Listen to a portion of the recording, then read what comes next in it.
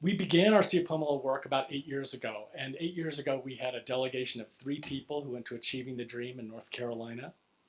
And as Jenny said, things have really changed. This year we had almost 50 people. A good 25, 30 of those people had their own institutions pay their way. And Achieving the Dream is already a major event for student success in the United States. I think at this point it's also a major event on the student success calendar in South Africa.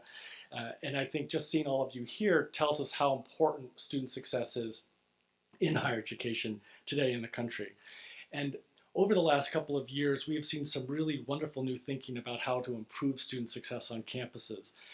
I think that several South African universities, I think about half, I don't know, I'm looking for Francois, are now using the South African Survey of Student Engagement so that they can do a better job of serving students and hearing what the students are saying they're doing and how the university could improve student success.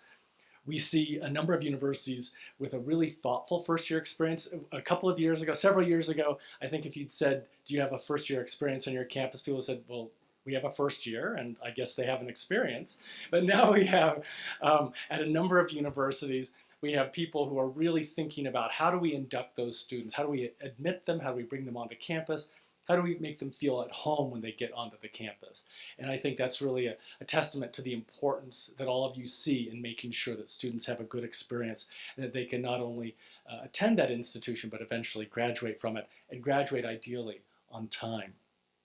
We see universities like University of Pretoria. We were visiting Pretoria yesterday, and the Fly UP campaign, which initially was it was a couple of posters, but now you see enormous murals talking about how all these students are succeeding and electronic signs reminding students about how best to engage the university. And I think this real commitment to student success is something that is really very energizing, I think, for all of us. And then, of course, we're seeing universities across the country embracing big data in an ethical way to make sure that they can serve students, figure out why are students failing, why are they succeeding, and what can we do to enhance that success. Now, years ago, people who got university degrees tended to be a very select group of people. They were often men, white men typically, and they basically filled a very small niche of jobs. But in the 21st century, things are changing. In the United States, about 60% of all jobs within about a year or two will have to have some kind of post-secondary training. So you can't restrict higher education just to a small minority of people. It has to be broadly available to as many people as possible. One, to make sure that you are globally competitive as a nation, but also to make sure that as a person you have the opportunity to really flourish in the 21st century, to be able to take advantage of all the amazing changes that are occurring around us.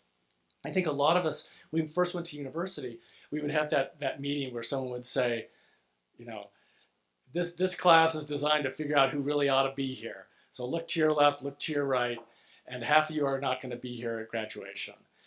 That might have worked 20, 30, 40, 50 years ago. It doesn't work today if we're trying to get a majority of people into university and through university effectively. You have to think about how do we support students, not how do we screen them out once they've come. So the idea here is that we're trying to identify the innovations, the interventions that are most effective at helping institutions support students. So students, of course, have a lot of work to do on their own, but the idea is, what are those barriers, whether they're on campus or off campus, that can be addressed? And I think the idea might be, if you only had 1 rand to spend, where would you spend it? How would you focus your attention? As Jenny said, what kind of intervention is really working? And if it's really working, why aren't we doing it across the whole campus? Or maybe why aren't we doing it across the country? And this is true, I think, whether you're in South Africa, the United States, or in Australia, or New Zealand, or in the UK, or in China, or in India. We're seeing lots of people rethinking how they support students in higher education. Now, many of you have heard of Georgia State and University Innovation Alliance, and some of you may have been in the session earlier with Kim Wilcox from UC Riverside, which is part of that alliance.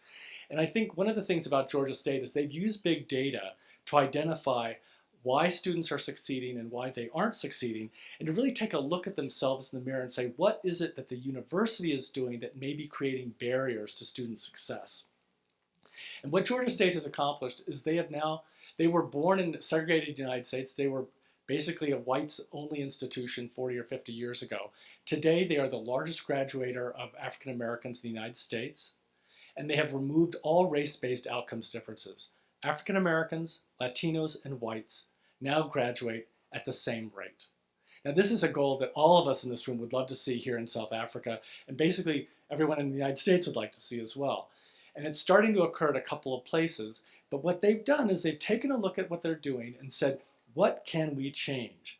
And they've done this, by the way, when their SATs, their National Senior Certificates, their matric rates have gone down, and their low-income student numbers have gone up. And so they're not creaming off the top. They're taking students who sometimes other people would give up on, and they're saying, no, we're not going to give up on these students because these students can actually succeed, and we know they can. But one of the things that we're hearing from leaders in this field is that there isn't one magic bullet.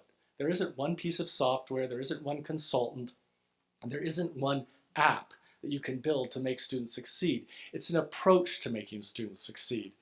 So what you need to be thinking about is not making student success a priority, but making it the priority on your campus. So you need to constantly look at your own institution and say, what could we be doing better? What could we change in order to enhance student success? You need to think about not only the campus barriers, but also what are those outside barriers off campus? And could you work with community agencies or local or national or provincial government to make that sort of address those problems to help students? Now, one of the things that some of you may know is that the Kresge Foundation has been doing a strategic review of our grant making. And part of that process is really figuring out, since our strategy was adopted in 2015, what's changed, what have we learned, and what should we be doing differently, if anything. We are going to change some things we're doing, but I am delighted to report that we are going to continue working in South Africa for the next several years, which is something that you teach us a lot about ourselves, and so it's really a pleasure to work with our grantees and with those of you who are not our grantees, and we're delighted to be able to stay here. And so we're looking at a couple of things that may be a little bit different. We're going to look at how universities can be anchors in their community. We're going to look at, are there ways to help not necessarily change the access, but improve access to higher education so that students are making better choices as they enter. But in particular, we're going to do this, and we're doing this in both the United States and South Africa, is we're going to build the student success capacity of universities so that they can do better by their students that they admit.